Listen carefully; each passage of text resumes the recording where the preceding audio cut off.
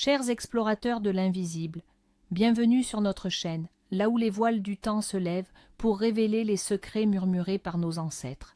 Aujourd'hui, nous plongeons dans les mystères d'une journée, pas comme les autres, une date empreinte d'une énergie particulière, où les chaînes se brisent et les âmes se parlent. N'éveillez pas ce qui doit rester endormi. Le 6 novembre n'est pas qu'un simple jour du calendrier, c'est une porte, un seuil où l'ancien et le sacré se rencontrent, où les destins peuvent basculer sous l'influence de forces millénaires. C'est un jour d'écoute, de protection et, pour certains, de révélation silencieuse.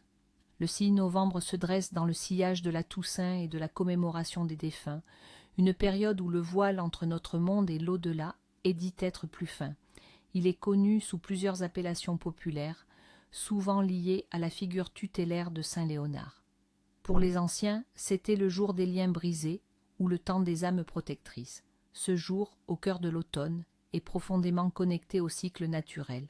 La terre se repose, les feuilles tombent, invitant à l'introspection et à la préparation pour l'hiver. C'est une période où la nature ralentit et avec elle, nos âmes sont encouragées à se tourner vers l'intérieur, à réévaluer les chaînes qui les retiennent et à chercher la liberté. Le contexte religieux et spirituel de ce jour est dominé par la figure de Saint Léonard de Noblac, également connu sous le nom de Léonard l'Ermite. C'est un saint particulièrement vénéré pour son pouvoir d'intercession en faveur des prisonniers et des captifs, mais aussi des femmes en couche. Les fidèles se tournent vers lui avec des prières ferventes pour obtenir la libération, non seulement des geôles physiques, mais aussi des chaînes métaphoriques, celles de la maladie, des soucis, des addictions ou des relations toxiques. On le prie pour la sécurité des accouchements, afin que la nouvelle vie vienne au monde sans entrave, libre de souffrance et de danger. L'héritage de Saint Léonard se mêle souvent à des racines païennes plus anciennes, particulièrement en France. Avant le christianisme, cette période de l'année était déjà propice aux rituels de protection et de purification, où l'on cherchait à éloigner les mauvais esprits et à assurer la prospérité pour la saison sombre à venir. Les paysans, confrontés aux rigueurs de l'hiver, adaptèrent ces traditions, y voyant une continuité dans la quête de sécurité et d'abondance. La proximité avec les jours des morts renforce cette dimension, où la protection des vivants passe aussi par le respect des défunts et la fortification spirituelle de la communauté face aux forces invisibles. Maintenant, laissez-moi vous transporter dans le lointain VIe siècle, au cœur d'une France encore imprégnée de mystères et de légendes. C'est là que notre histoire commence, l'histoire d'un homme dont le nom résonne encore à travers les âges, Léonard de Noblac. Il était né noble, parrainé par le puissant roi Clovis en personne, au sein d'une cour où l'opulence et l'intrigue régnaient en maître. On lui promettait une vie de pouvoir, de richesse et de renommée, mais l'âme du jeune Léonard aspirait à quelque chose de bien plus profond, de plus pur. Il sentait en lui un appel irrépressible, une soif de vérité et de simplicité que le monde matériel ne pouvait apaiser. Refusant les honneurs terrestres, Léonard se tourna vers la vie spirituelle, suivant l'exemple de saint Rémy, l'archevêque de Reims, qui l'ordonna prêtre. Mais la prêtrise elle-même, avec ses obligations pastorales, ne suffisait pas à sa quête de solitude. Il choisit de s'enfoncer dans la forêt de Noblac, près de Limoges, pour y vivre en ermite. Imaginez cet homme vêtu d'une simple bure, dialoguant avec la nature, ses seuls compagnons étant les bêtes sauvages et le silence sacré des bois. C'est dans cette solitude qu'il développa une connexion profonde avec le divin, et des miracles commencèrent à se manifester autour de lui. La légende raconte que Léonard possédait un don extraordinaire. Il pouvait obtenir la libération des prisonniers par la seule force de sa prière. Le roi Clovis lui-même, reconnaissant ce pouvoir divin, lui offrit la liberté de quiconque il souhaiterait délivrer. Léonard n'hésita pas. Son cœur, empli de compassion, le poussait à visiter les geôles, les sombres cachots où les hommes gémissaient sous le poids de leurs chaînes. Devant lui, les fers s'ouvraient, les verrous cédaient, et les captifs retrouvaient la lumière du jour, libérés non par la force des armes, mais par la puissance de la foi et de l'amour inconditionnel. Ces hommes, une fois libres, ne l'oubliaient jamais. Beaucoup restaient auprès de lui, reconstruisant leur vie autour de son ermitage, transformant la forêt en une communauté de prière et de travail où la repentance et l'espérance se mêlaient. Mais son œuvre ne s'arrêtait pas là. Léonard était aussi un protecteur des femmes en couches. La tradition populaire raconte comment il aurait aidé une reine à accoucher en toute sécurité, priant pour elle dans la douleur et le péril, et lui assurant une délivrance heureuse. En gratitude, la reine lui offrit un domaine où il fonda l'abbaye de Noblac, un lieu de refuge et de paix. Ainsi, Saint Léonard est devenu le symbole de la liberté sous toutes ses formes, la liberté physique des opprimés, la liberté spirituelle des âmes en quête de vérité et la liberté de donner la vie sans crainte. Son histoire n'est pas seulement celle d'un saint, c'est une légende vibrante de compassion, de foi inébranlable et de la puissance que peut avoir un cœur pur pour briser les chaînes les plus solides, qu'elles soient de fer ou d'épris. Signe de la destinée, les murmures du 6 novembre. En ce jour particulier, le monde autour de nous se pare de signes, des murmures de la destinée que nos ancêtres savaient déchiffrer. Êtes-vous prêts à les entendre, les prédictions du peuple? Pour le temps et les récoltes. Si le 6 novembre est doux et ensoleillé, attendez-vous à un hiver rude et long. La nature se compense, et un jour agréable en automne annonce souvent les rigueurs à venir.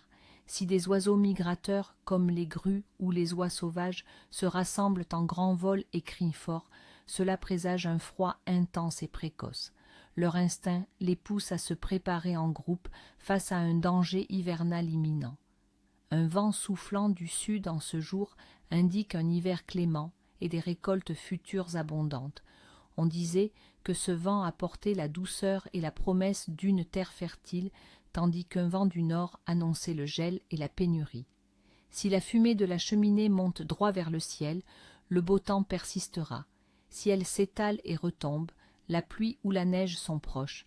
C'est un signe ancestral de la pression atmosphérique annonçant les changements climatiques. La persistance des feuilles sur les arbres caducs à cette date signifie que l'automne sera long et doux et l'hiver tardif. Les arbres retiennent leur parure, comme pour prolonger la saison de la générosité avant le repos. Pour la vie quotidienne et l'argent. Si un pain que vous cuisez ce jour-là se fissure ou se fend joliment en surface, c'est un signe de bonne fortune et d'abondance pour votre foyer. La fente symbolise l'ouverture à la prospérité. Trouver un clou rouillé ou un morceau de fer abandonné sur votre chemin est un excellent présage de chance financière.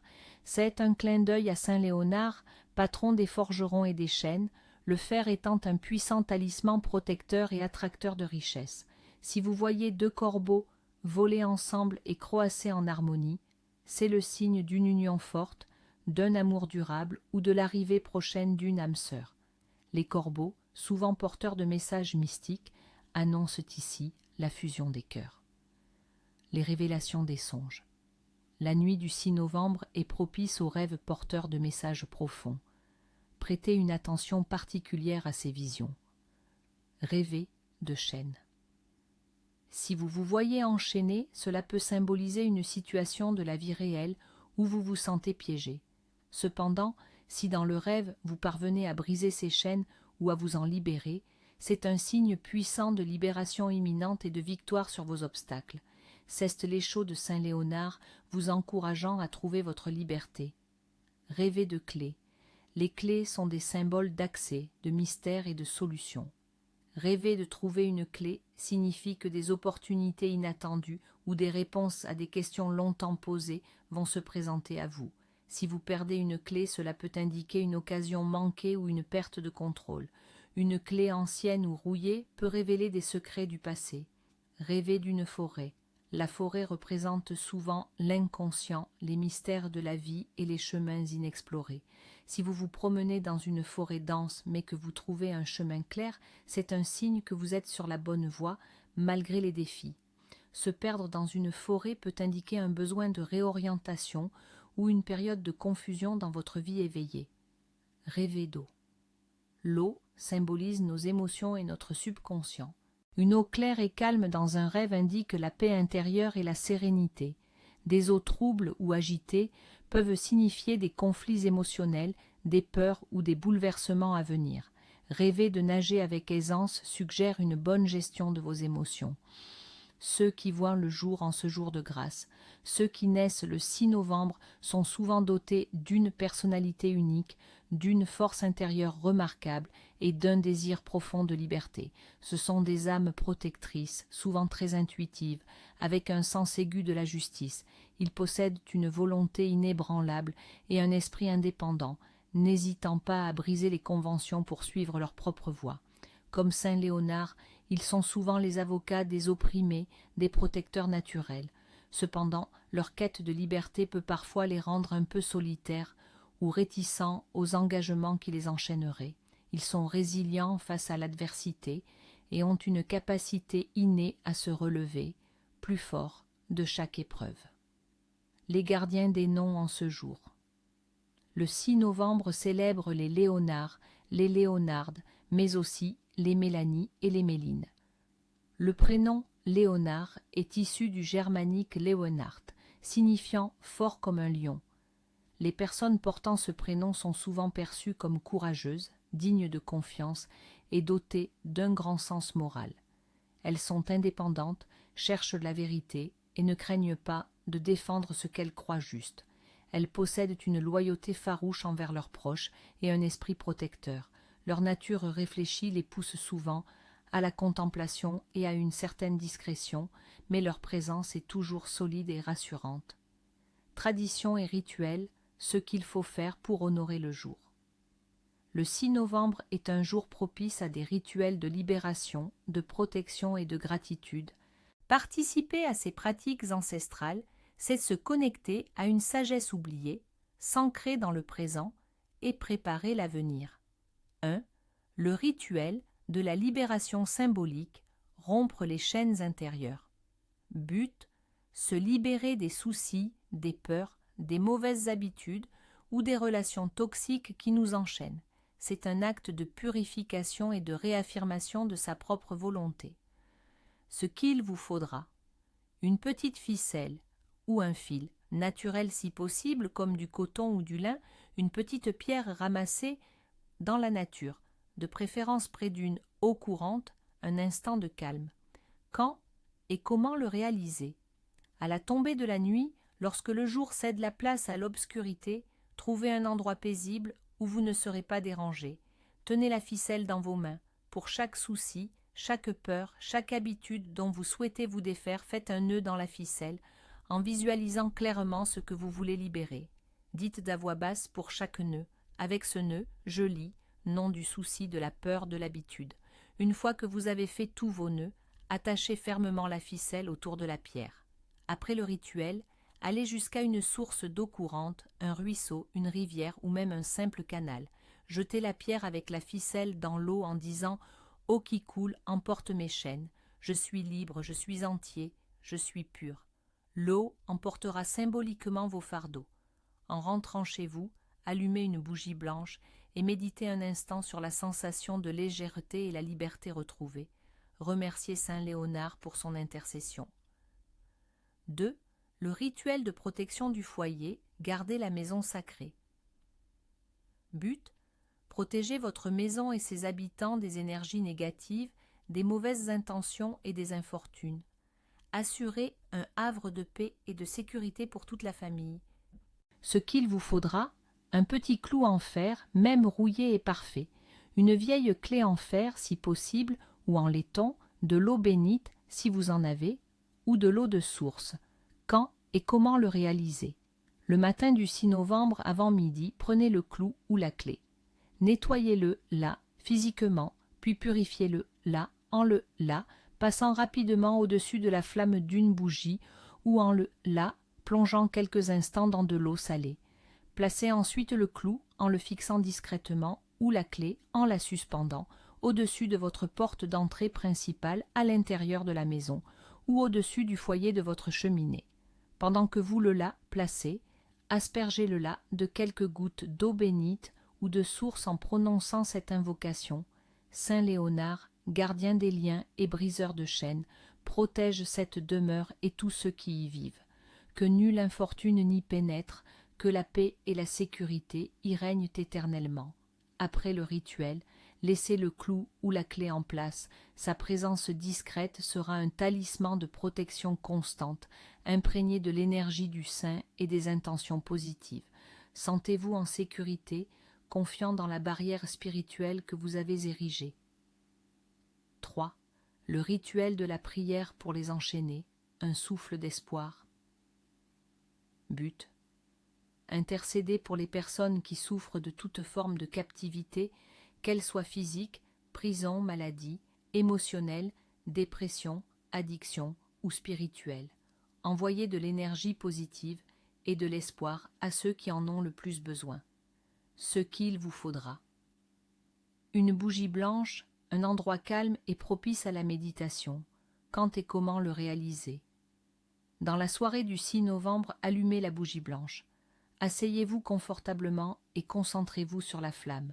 Visualisez une personne ou un groupe de personnes que vous savez en souffrance ou enchaînées par des difficultés.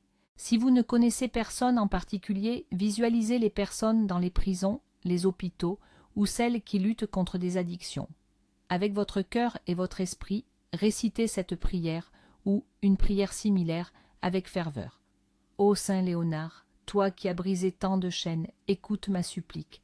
Pour nom de la personne ou groupe, je te prie que la lumière de cette flamme illumine leur obscurité, que ta force brise leurs entraves et que la liberté et l'espoir renaissent dans leur cœur, que ta bienveillance les enveloppe et les guide vers la délivrance.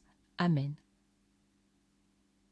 Après le rituel, laissez la bougie se consumer entièrement sous surveillance.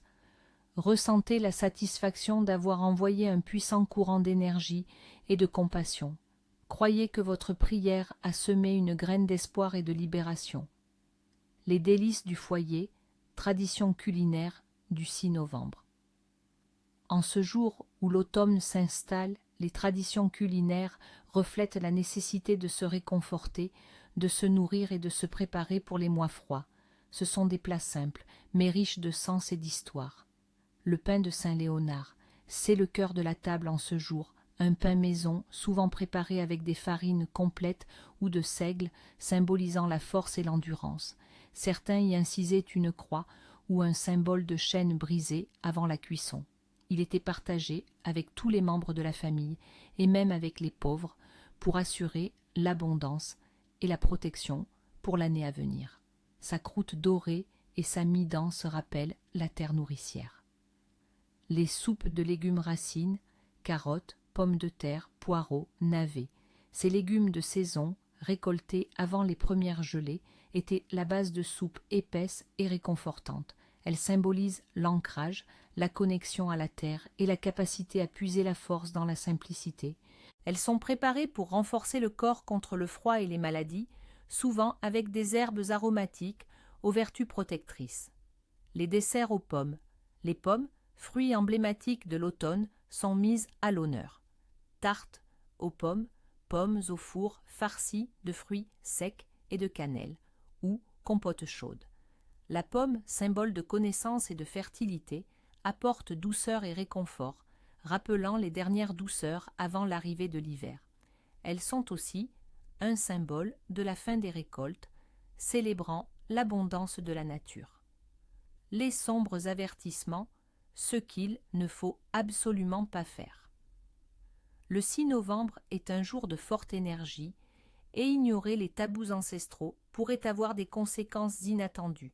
Soyez vigilants, car les esprits anciens veillent. 1. Interdits liés au foyer et à l'intérieur. Ne prêtez ni n'empruntez d'argent ou d'objets importants. En ce jour, il est fortement déconseillé de prêter de l'argent ou des biens précieux, car cela pourrait symboliquement prêter ou donner votre bonne fortune, votre énergie vitale, ou même la protection de votre foyer. Emprunter, à l'inverse, pourrait attirer la malchance ou les problèmes financiers de l'autre. La croyance veut que ce jour soit un moment de consolidation de vos propres ressources et énergies. Ne laissez pas d'objets tranchants, exposés ou sans surveillance. Les couteaux, ciseaux ou autres objets coupants doivent être rangés. Laisser ces objets à la vue de tous est censé attirer les énergies négatives et les disputes au sein du foyer.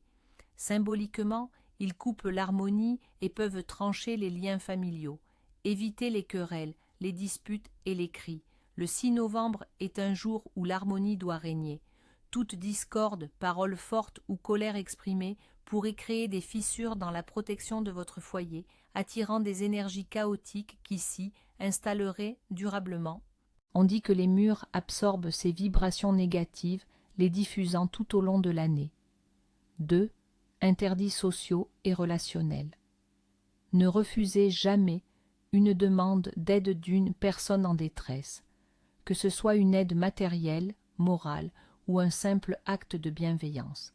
Saint Léonard étant le protecteur des captifs et de ceux qui souffrent, refuser d'aider quelqu'un dans le besoin serait aller à l'encontre de l'esprit du jour et pourrait attirer sur vous une malédiction de solitude ou de difficulté, car vous seriez alors perçu comme indigne de l'aide divine en cas de besoin. Ne colportez pas de rumeurs et ne médisez pas sur autrui. La médisance et les commérages sont des énergies toxiques. En ce jour où le voile est fin, les mots ont un pouvoir accru. Diffamer quelqu'un peut non seulement lui porter préjudice, mais aussi se retourner contre vous, attirant la calomnie et la malchance dans votre propre vie. Vos paroles pourraient être entendues par des entités moins bienveillantes. 3. Interdits personnels et spirituels. Ne commencez pas de nouveaux projets ou entreprises majeures. Ce n'est pas un jour de nouveau départ. Le 6 novembre est plutôt propice à l'introspection, à la consolidation et à la libération de l'ancien. Entreprendre quelque chose de nouveau pourrait conduire à l'échec ou à des obstacles imprévus, car l'énergie du jour n'est pas alignée sur la nouveauté. Ne vous coupez ni les cheveux ni les ongles. Couper ses cheveux ou ses ongles en ce jour est considéré comme un acte qui coupe votre vitalité, votre chance et même votre connexion avec vos protecteurs spirituels. C'est comme se priver d'une partie de son essence, ce qui pourrait vous rendre plus vulnérable. Ne portez pas de vêtements trop serrés ou inconfortables. Ce jour est dédié à la libération. Porter des vêtements qui vous entravent symboliquement va à l'encontre de cette énergie. On dit que cela pourrait vous lier à des situations inconfortables ou vous empêcher de vous sentir pleinement libre dans vos mouvements et vos choix. Privilégiez des tenues amples et naturelles. Ne négligez pas votre pratique spirituelle ou votre introspection. Compte tenu de la proximité avec les jours des défunts et de la puissance de Saint Léonard, il est essentiel de consacrer un moment à la prière, à la méditation ou à la réflexion. Négliger cette dimension peut affaiblir votre protection spirituelle et vous rendre plus perméable aux influences négatives. Ne laissez pas les portes ou fenêtres ouvertes ou déverrouillées la nuit. En cette période où les esprits sont plus proches, laisser son foyer ouvert est une invitation à des énergies indésirables ou à des entités égarées à pénétrer votre espace. Assurez-vous que tout est bien fermé et verrouillé pour préserver l'intégrité énergétique de votre maison. En suivant ces préceptes, en vous connectant aux énergies bienveillantes de ce jour, vous pourrez non seulement vous protéger, mais aussi ouvrir la voie à une libération profonde et à une nouvelle clarté. La sagesse ancestrale n'est pas une relique du passé, c'est un guide vivant pour naviguer dans les mystères de notre existence. Puissiez-vous trouver la paix, la liberté et la protection en ce 6 novembre, le jour des chaînes brisées et des révélations silencieuses. Jusqu'à notre prochaine immersion, continuez d'explorer, de questionner et de ressentir la magie du monde qui nous entoure. Au revoir et à très bientôt.